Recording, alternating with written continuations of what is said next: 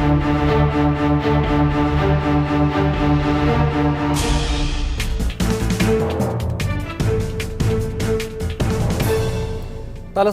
യോഗത്തിൽ മേൽക്കൈ കിട്ടിയത് മൂന്നാറിലെ കയ്യേറ്റം ഒഴിപ്പിക്കലിനോ അതോ ഇടുക്കി CPM-ന്റെ എതിർപ്പിനോ? അഡ്വക്കേറ്റ് ഹരീഷ് വാസുദേവ്, 2 റിപ്പോർട്ടുകൾ ഇന്ന് സർക്കാരിന്റെ മുൻപിൽ ഉണ്ടായിരുന്നു. മൂന്നാറിലെ വിഷയങ്ങൾ ചർച്ച ചെയ്യാൻ യോഗം ചേർന്നപ്പോൾ ലാൻഡ് റവന്യൂ കമ്മീഷണറുടെ റിപ്പോർട്ട് ഏറ്റവും പ്രധാനപ്പെട്ടത്. അതീവ ഗുരുതരാവസ്ഥയാണ് ഇപ്പോൾ മൂന്നാറിലെ സ്ഥിതി എന്നായിരുന്നു ആ റിപ്പോർട്ടിൽ പറയുന്നത്. ഒപ്പം രേഖകൾ പരിശോധിക്കാൻ പോലും മൂന്നാറിലെ രാഷ്ട്രീയ നേതൃത്വങ്ങൾ അനുവദിക്കില്ല എന്ന ഗുരുതരമായ കണ്ടെത്തലും ആ റിപ്പോർട്ടിലുണ്ടായിരുന്നു.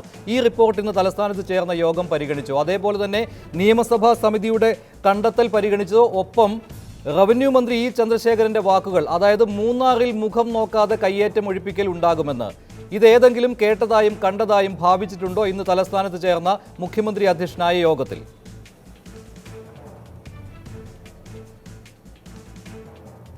മുഖ്യമന്ത്രി അധ്യക്ഷനായി ഇന്ന് തലസ്ഥാനത്ത് ചേർന്ന യോഗം വാസ്തവത്തിൽ ആവർത്തിച്ചുള്ള സർക്കാർ ഉദ്യോഗസ്ഥരുടെ മൂന്നാറിനെ സംബന്ധിച്ചുള്ള മുന്നറിയിപ്പുകൾ പരിശോധിക്കാനായിരുന്നില്ല എന്നുള്ളത് ആദ്യം തന്നെ വ്യക്തമാണ്.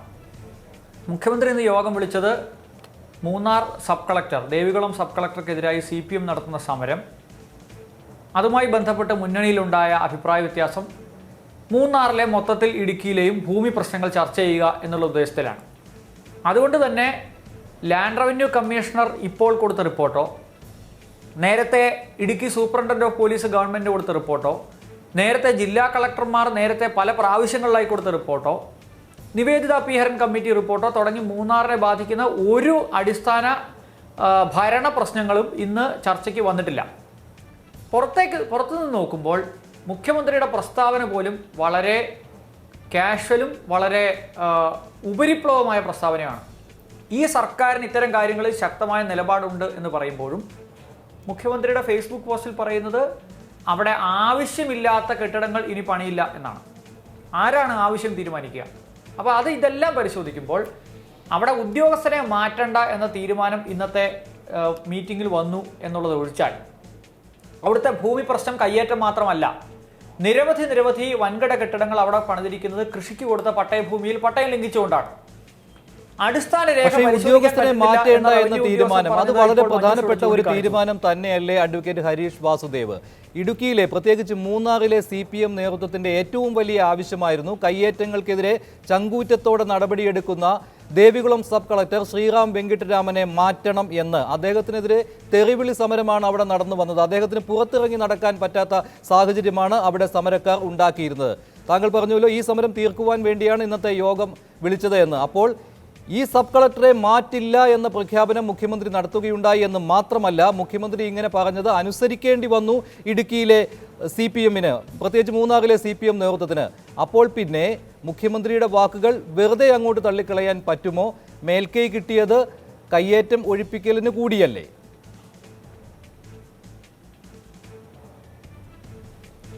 ദേവികുളം സബ് കളക്ടറെ മാറ്റണോ വേണ്ടയോ എന്ന ചോദ്യം CPM ഉയർത്തിയപ്പോൾ തന്നെ റവന്യൂ മന്ത്രി അതിന് വളരെ വ്യക്തമായി അസന്നിഗ്ധമായി മറുപടി പറഞ്ഞതാണ്.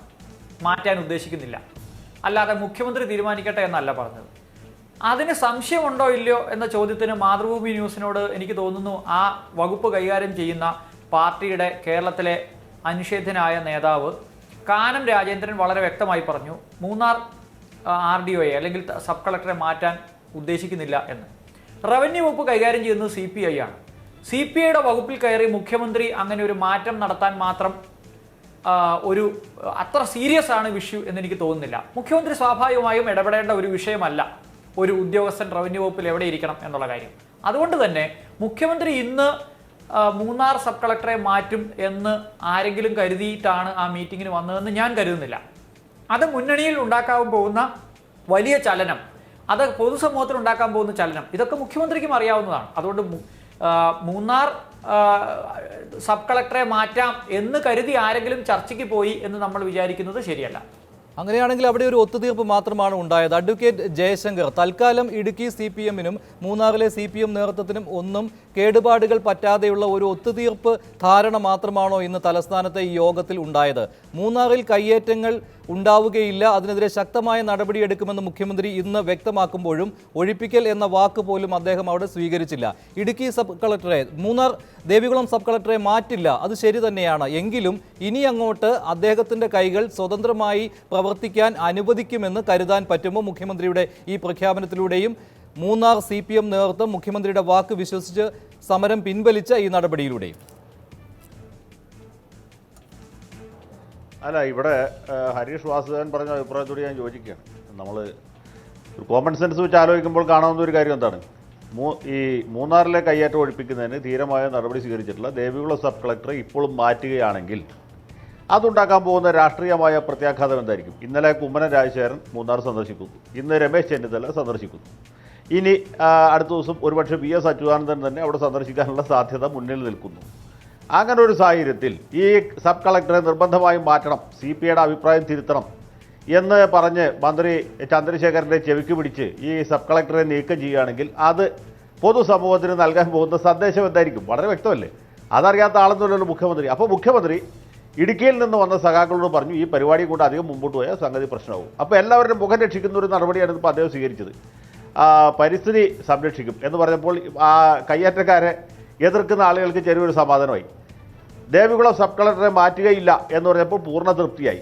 അതേ സമയത്ത് ഒഴിപ്പിക്കുമോ? അതുകൊണ്ടുണ്ടാകുകയില്ല. ഇതിപ്പോൾ ഞാൻ ഇപ്പോഴത്തെ സർക്കാരിനെ മാത്രമായിട്ട് കുറ്റം പറയുന്നതിൽ അർത്ഥമില്ല. 10 കൊല്ലം മുമ്പ് ശ്രീ VS അച്യുതാനന്ദൻ മുഖ്യമന്ത്രിയായിരുന്നപ്പോൾ അന്ന് സുരേഷ് കുമാറിനെയും അതുപോലെ നമ്മുടെ ഋഷിരാജ് സിംഗിനെയും രാജു നാരായണസ്വാമിയെയും വിട്ട് ഒരു ഓപ്പറേഷൻ നടത്തി നമുക്കറിയാമല്ലോ. 10 കൊല്ലം മുമ്പാണ്. എനിക്കോട് ബിജു പങ്കജോ മറ്റുമാണ് ഈ കയ്യേറ്റം വന്ന് ഏഷ്യാനെറ്റിന് വേണ്ടി കണ്ടുപിടിച്ച് റിപ്പോർട്ട് ചെയ്ത് വലിയ കോലാഹലമാക്കിയത്. എന്തൊക്കെ കോലാഹലങ്ങളായിരുന്നു! ബുൾഡോസർ കൊണ്ടുപോയി തകർക്കുക, Cloud9 റിസോർട്ട് തകർത്തു, അങ്ങനെ വലിയ സംഭവമായിരുന്നു.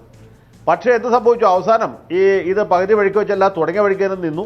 എന്ന് മാത്രമല്ല, ഇവർ കോടതിയിൽ കേസ് കൊടുത്ത് നഷ്ടപരിഹാരം പോലും വിധിയാക്കി വെച്ചിരിക്കണം. നഷ്ടപരിഹാരം ഈടാക്കിയിട്ടില്ലെന്ന് മാത്രമേ ഉള്ളൂ. അങ്ങനെ ഒരു സാഹചര്യത്തിൽ നിൽക്കുന്നു. പോട്ടെ, 5 കൊല്ലം മുമ്പ് ശ്രീ ഉമ്മൻചാണ്ടി മുഖ്യമന്ത്രി തിരുവഞ്ചൂർ രാധാകൃഷ്ണൻ റവന്യൂ മന്ത്രിയായിരിക്കുന്ന സമയത്ത് ഇതുപോലെ തന്നെ വീണ്ടും വിവാദമുണ്ടായി. അപ്പോൾ ശ്രീ